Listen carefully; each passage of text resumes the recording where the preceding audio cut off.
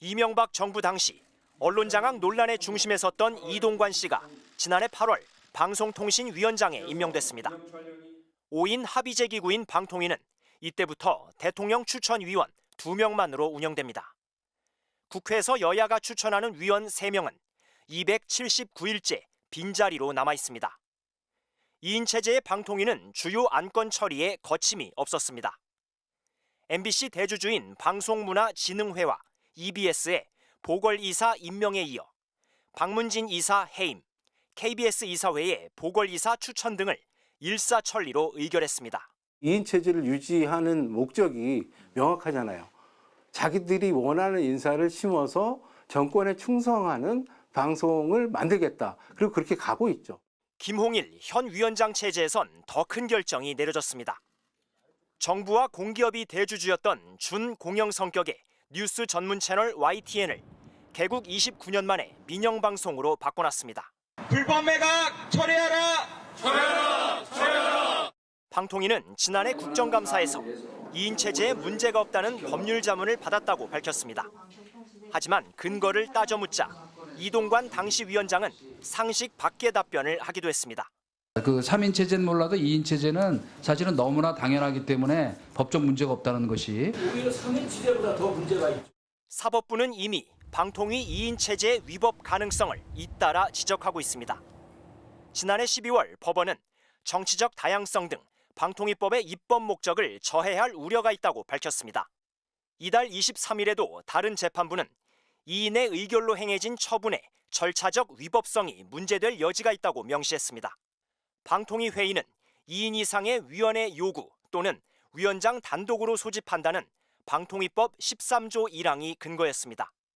회의 소집을 요구하는 2인 위원과 회의를 소집한다고 하는 그 위원장이 각각 다른 사람으로 해석을 해서 결국은 3인이 제적위원, 최소 제적위원이 되어야 한다. 위법한 처분이 되기 때문에 그런 부분에서 직권남용을 고려해 볼 수 있겠습니다. 과거 방통위는 위원이 결원일 때 관례적으로 주요 의사결정을 미뤄왔습니다. 하지만 현 정부의 2인 방통위가 의결한 안건은 104건에 이릅니다. MBC 뉴스 이용주입니다. 미국 방문 당시 대통령의 비속어 논란을 가장 앞서 보도했다는 이유로 공영방송 MBC는 윤석열 정부의 표적이 됐습니다. 대통령실을 출입하던 MBC 기자들은 전용기 탑승해서 배제됐습니다. 우리 국가 안보의 핵심 축인 이 동맹 관계를 사실과 다른 그런 가짜 뉴스로 이간질하려고 아주 악의적인 그런 행태를 보였기 때문에 용산 시대의 소통 방식으로 주목받았던 출근길 문답은 그 직후 돌연 중단됐고 대통령의 출입 동선엔 가벽이 쳐졌습니다. 집권 1년 만인 작년 5월 윤석열 대통령은 한상혁 방송통신위원장을 면직 조치했습니다. 그 자리엔 이명박 정부 언론장악 기술자로 통했던 이동관 씨와 대통령의 검찰 선배인 김홍일 씨가 차례로 들어섰습니다. 5인 합의제 기구인 방통위는 이때부터 위원장과 여권 추천 부위원장 2명만으로 운영되는 파행이 반년째 이어지고 있습니다.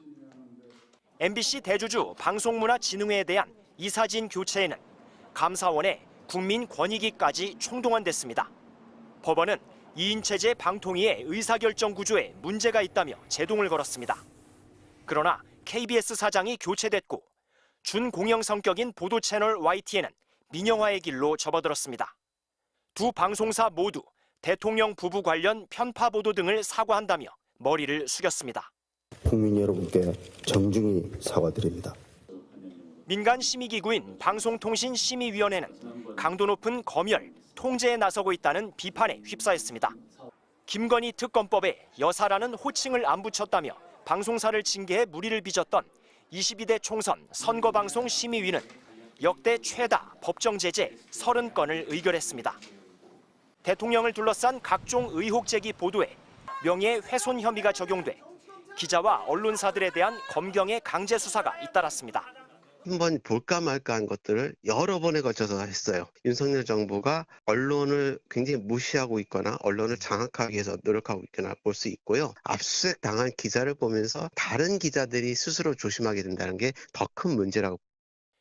윤 대통령은 최근 영수회담에서 언론을 장악할 방법은 알지만 그럴 생각이 없다고 했습니다. 하지만 취임 직전 43위였던 한국의 언론자유지수 순위는 2년 만에 62위로 19계단 떨어졌습니다. MBC 뉴스 이용주입니다. 어제 영수회담에서 이재명 더불어민주당 대표는 총선에서 나타난 국민 뜻을 전달드리겠다며 언론 문제를 먼저 꺼냈습니다. 정부의 비판적인 방송에 대해서 중징계가 계속 이어지고 있고 또 보도를 이유로 기자, 언론사에 대한 압수수색이 매우 일상적으로 일어나고 있다. 비공개 회담에선 언론사 압수수색과 중징계를 놓고 더 자세한 이야기가 오갔습니다. 이 자리에서 이 대표는 대통령 명예를 훼손했다며 언론사와 기자를 강제 수사하는 건 전례 없는 일이라며 MBC 법정 제재 7건도 집행정지가 됐는데 이런 과도한 수사나 법정 제재에 문제 있는 것 아니냐고 지적했습니다. 윤석열 대통령은 이에 대해 조작이나 허위사실 관련 수사가 아니겠느냐며 구체적인 내용은 잘 모른다는 취지로 반응했다고 민주당 측 참석자는 전했습니다. 그러면서 과거 정부는 그랬을지 모르지만 자신은 언론을 장악할 생각이 없다는 발언도 이어갔다고 밝혔습니다. 잘 모르는 듯이 얘기를 했고 그러면서 이제 자신의 언론관을 얘기했죠. 언론 장악할 생각이 없다. 방법은 잘 알고 있지만 뭐 이런 얘기를 했고. 진성준 정책위 의장은 회담 당시 이재명 대표가 법원이 언론사의 손을 들어주고 있다는 취지로 이야기하자 배석했던 이도훈 홍보수석 등이 아직 본안 소송이 남아있다는 설명을 했다고 전했습니다. 민주당은 윤 대통령의 발언에 대해 일고의 가치도 없는 거짓말이라고 일축했습니다. 그러면서 KBS 박민 사장 임명과 YTN 민영화 졸속 추진 논란, 방송통신위원회 2인 체제 등을 예로 들면서 방송 장악의 걸음을 착실히 옮겼던 것은 대체 누구냐고 물었습니다. MBC 뉴스 김민영입니다.